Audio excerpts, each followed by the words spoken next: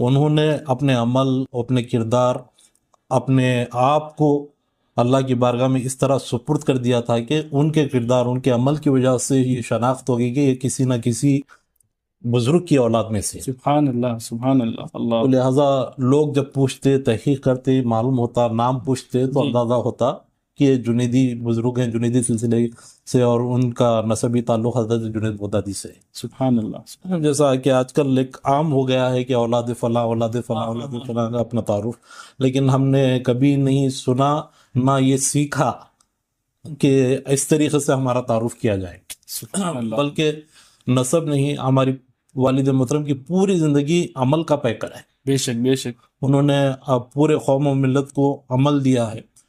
جہاں تک ہو سکے آپ دوسروں سے بھی پوچھ سکتے ہیں، ان کے مریدین متقیدین سے، ان کی زندگی کا اگر 24 گھنٹے دن میں ہیں، جی تقریباً 12-13 گھنٹے جو ہے مسجد میں آپ گزارتے تھے۔ سبحان اللہ، بہت کم وقت آرام، بہت کم وقت کھانے پینے کے لیے، اور چند وقت جو ہے اپنے بیوی بچوں کے لیے بھی جی نکالتے تھے۔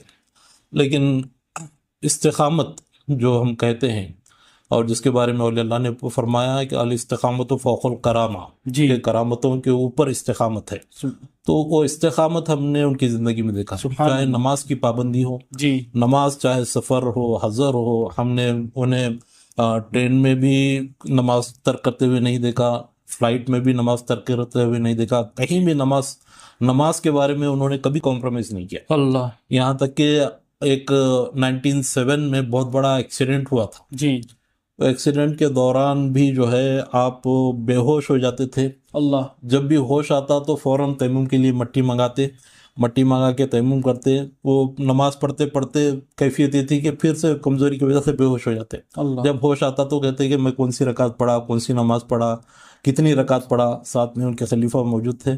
تو یہی فکر، یعنی ایسی حالت میں نماز میں کی بھی فکر نماز کی فکر، اللہ، پوری زندگی کا ان کا ایک درس اگر ہم لیں تو وہ نماز ہے۔ نماز ہے، تو نماز کے بارے میں آخری عمر تک بھی یہی فکر تھی۔ آخری ایک دن قبل بھی جو ہے انہوں نے ہاسپٹل میں نماز ادا کیا۔ جس رات ان کی وفات ہونے والی تھی انہوں نے مغرب ادا کی، عشاء ادا کی، اس کے بعد رات کے 1 بجے آپ کے وصال ہوا۔ اللہ اللہ، تو کوئی نماز آپ کی ہم نے نہیں دیکھا کہ ترک ہوئی ہو۔ سبحان اللہ، سبحان اللہ، جنید بغدادی رحمۃ اللہ علیہ کا عملی پیکر آپ تھے، تو لہٰذا آپ کے دور میں کئی کام بارگاہ شیخ ادکن میں ہوئے، کئی کارہائے نمایاں ہوئے۔